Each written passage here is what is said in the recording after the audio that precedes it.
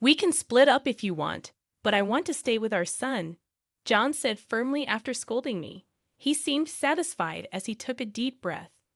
As I thought about how to respond, our son, who had been standing by, stepped forward. "Dad, if you don't know, let me tell you," he said, pointing at his father's mistress. Our son's words made me smile mischievously. "My name's Jennifer. I'm 42 years old and work as a freelance artist. I've been married for 15 years and have an 8th grade son. Since we got married, John has struggled to hold down a job. So I've been the main breadwinner, juggling work, household chores, and raising our child. I've had to work from home because John's jobs were unstable, leaving me to care for our son. It was tough at first, but now I have a stable income from illustrating educational materials, thanks to referrals from previous clients. With David getting older, I can work from home and go out for projects a few times a week. So the three of us are living together peacefully, but there's something on my mind about John. Despite my steady income, he doesn't seem motivated to find a new job and seems lost. I'm concerned about him being 44 and not having a clear direction. He rarely works full-time, so he should have free time, but he doesn't help much around the house or with our son David. This has been the pattern since we got married, so I've stopped expecting much from him. He doesn't seem interested in David, who's going through tough teenage years, which bothers me. David isn't very talkative, but he sometimes helps with chores without me asking. Maybe he's learned from seeing me manage work and chores since he was young. David has matured a lot, but John hasn't. Lately, John's been coming home late more often, adding to my unease and frustration. It's natural to feel suspicious. Even on days when he's not supposed to work, he claims to have work-related reasons to leave. But I doubt he's secretly job hunting without telling us. There are some things that make me feel suspicious. Recently, John hasn't been spending much time looking after David. He's taken a sudden interest in driving him to and from his basketball club, even though David is just in 8th grade. We have a rule in our household to always drop off and pick up due to safety concerns in today's world. I've always had to fit this around my work schedule, but John started offering to do it lately. While I appreciate the help, something didn't sit right with me. My suspicion grew when I happened to pass by the basketball club one day. I decided to take a different route home after shopping and saw John there, despite him saying he'd be late due to work out of town. He was chatting happily with a woman who seemed to work at the facility. As I stood there, the woman noticed me and asked if I was David's mom. I awkwardly acknowledged her, realizing I hadn't remembered all the staff's faces. I chatted with her briefly, ignoring my husband's tense demeanor. The woman introduced herself as Jessica, but I found it odd that she didn't mention her role with my child. Seeing my confusion, John seemed eager to end their conversation. On the way home, there was an uncomfortable silence between us, and it felt like he was intentionally avoiding me. Despite his seemingly cheerful conversation with Jessica earlier, he walked beside me with his head down, avoiding eye contact. I could sense that something wasn't right. His recent late returns, sudden interest in doing drop-offs and pickups, and strange behavior after being seen with Jessica made me suspect that there was more to their relationship. Could he be having an affair with her?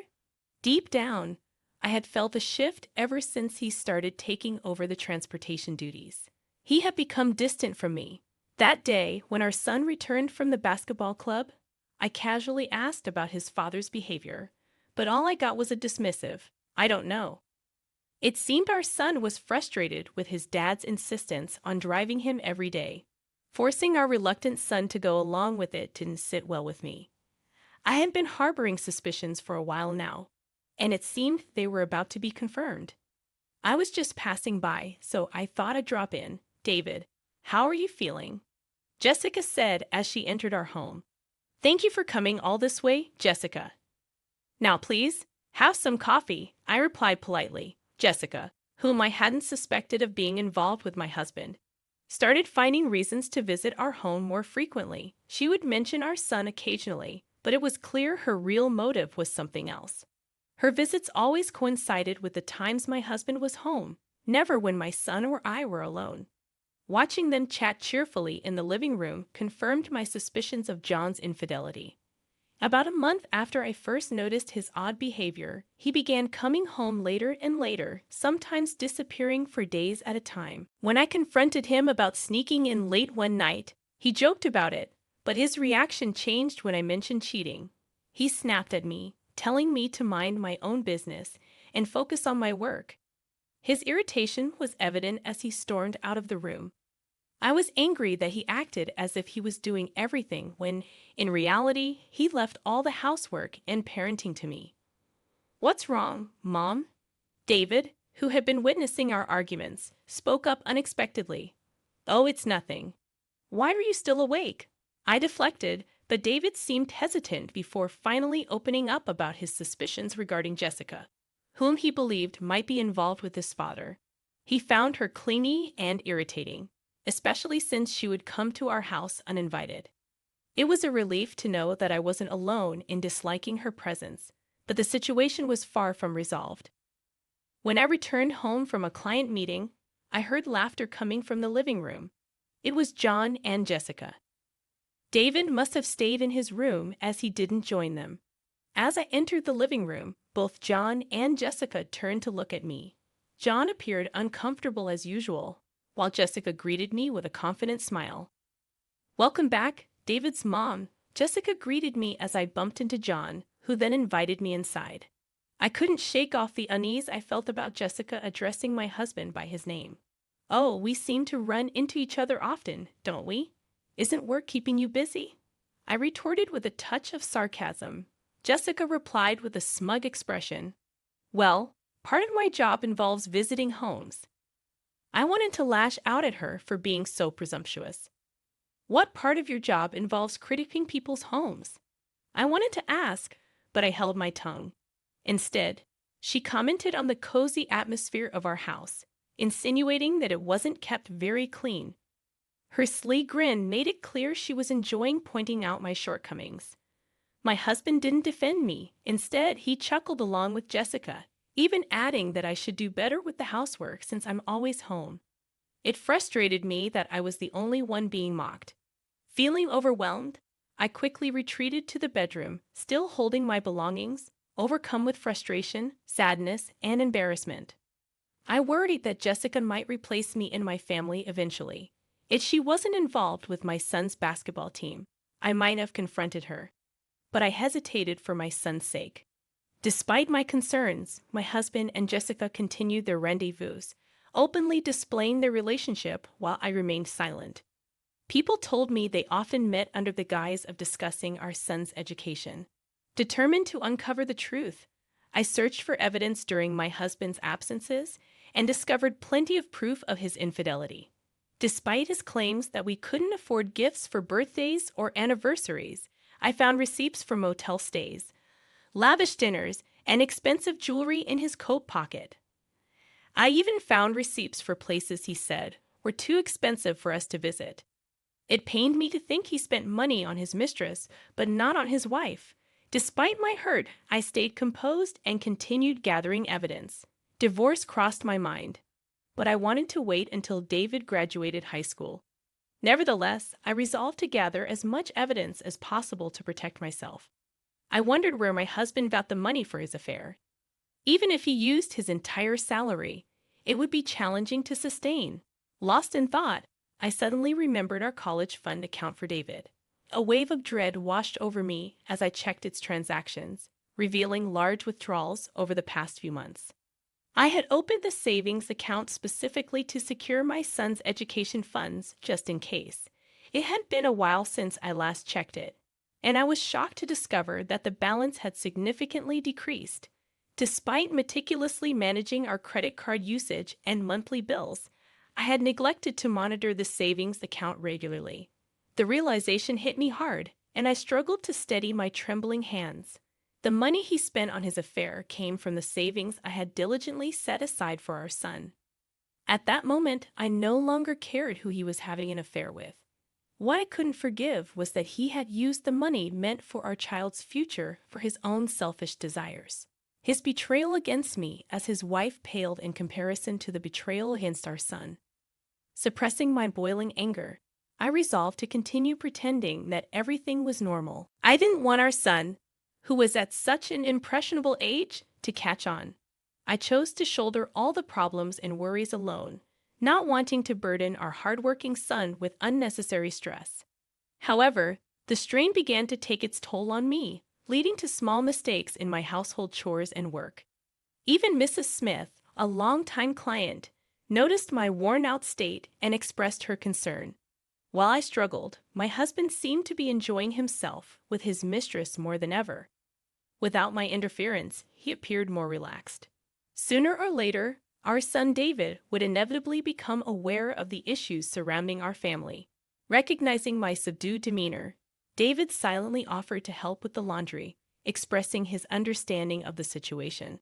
His quiet support warmed my heart and fueled my anger toward the traitor who had jeopardized the money I had saved for our son. There had to be consequences for his betrayal. I contemplated reaching out to someone who had offered to support me, clenching my fists as I swore vengeance against my husband and his mistress. One evening, my husband abruptly announced that he would be away for almost a week due to work. He insisted that he was attending a training program in another state, but I had my doubts about the truthfulness of his explanation. The restaurant chain where he worked only had locations within our state, and there were no offices or branches elsewhere. I distinctly remembered him boasting about this perk when he first took the job, emphasizing that there would be no need to relocate out of state. While my son and I engaged in conversation with him, we both harbored skepticism about his story. My son casually mentioned, one of the staff members from my club is also off work for a week around this time. I don't know if she's going on vacation, but it seems unusual. Going on a week-long vacation requires some cash. Despite our casual tone, my husband appeared startled by our observation. Until then, he had been proudly discussing the rigorous training program he was supposedly attending, but suddenly fell silent and glanced down at his smartphone anxiously. Ever since I became certain of my husband's infidelity, I had been monitoring both him and Jessica closely. I even hired a private investigator who confirmed that Jessica, who worked at the basketball facility, was also taking a week off. I had known all along that my husband's supposed business trip was merely a cover for a romantic getaway with Jessica. While I could have caught him red-handed, I had other plans in mind. I had been scheming since learning of my husband's intentions to travel with Jessica. Naturally, I didn't intend to proceed without my son's agreement, but fortunately, he was on board with my plan. On the day of their trip, I bid farewell to my eager husband, and then my son and I set about cleaning the house. With the assistance of some relatives who came over, we also began packing. Our plan was to relocate while my husband was away and stay elsewhere until we found a new home, temporarily staying with some accommodating relatives. Upon learning of our situation, our relatives, enraged by my husband's actions yet concerned for David, graciously offered us a place to stay. Additionally, I safeguarded our savings by transferring all remaining funds to my personal account, ensuring that my husband couldn't access it. As we made preparations, I noticed my husband's belongings were still in the house as we prepared to leave. It didn't feel right to abandon his things, so after some consideration, I decided to send them to a specific location. With Mrs. Smith's approval, I arranged for a pickup service to collect the boxes. Surveying the neat and tidy house my son and I now shared, we exchanged a satisfied smile.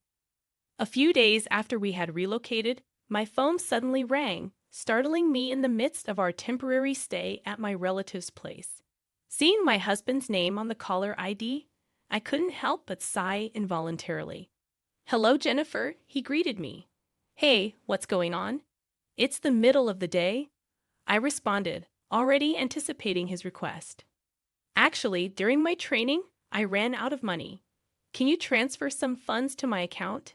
His voice sounded panicked, confirming my suspicions. No wonder our savings account was drained.